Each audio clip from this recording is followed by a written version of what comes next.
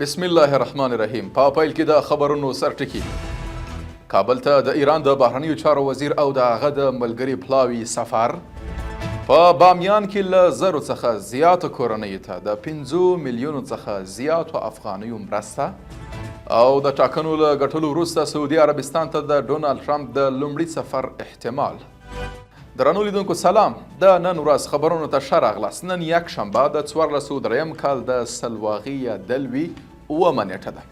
زه محمد صادق فروتن یم. د هم بشپړ خبرونه. د بهرنیو چارو وزارت وایي چې د ایران اسلامي جمهوریت د بهرنیو چارو وزیر سید عباس عراقچي د یوه پلاوي په مشرۍ کابل ته ورسید.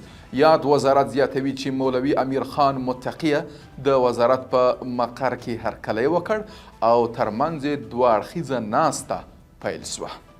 له پیښو سره د مبارزې او چمتووالي ملي ادارې بامیان ولایت کې 1810 زیانمنو کورنیو ته 5 میلیونو 310,000 افغانۍ ویشلي.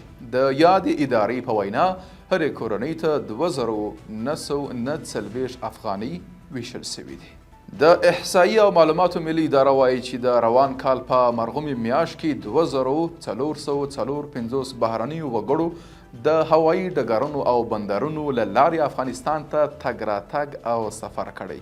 د یادې ادارې د شمیرو له مخې له دې ډلې 1314 تنه هیواد ته راغلي او 1138 بیرته بهر ته تللی دي. د الجزیرې خبري شبکې راپور له مخې د کانګو په ختیځ کې د وسلوالو نښتو له امله د ملګرو ملتونو د 2 سوله ساتو په ګډون 12 ساتي ځواکونه وژل شوي دي. د راپورونو پر بنسټ دا ځواکونه په هغو وروستیو جګړو کې وژل شوي چې موخه یې د M23 په نوم د یاغیانو د پرمختګ مخنیوی و چې دی هیواد د ګوما ښار ته نږدې شوي وه. او په پای کې د رویټرز خبري اژانس د راپور له مخې د امریکا ولسمشر ډونالډ ټرمپ ویلي چې د ولسمشر په توګه به لومړی بهرنی سفر سعودي عربستان ته وکړي.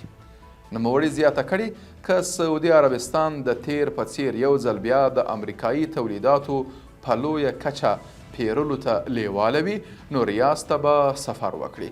له دې وړاندې د سعودي عربستان ولیعهد محمد ابن سلمان د امریکا ولسمشر ډونالډ ټرمپ سره په ټلیفوني خبرو کې ویلي و چې ریاض به په راتلونکو 4 کلونو کې له واشنګټن سره د سوداګري او پانګونې کچه 600 میلیارډ ډالرو ته ورسوي.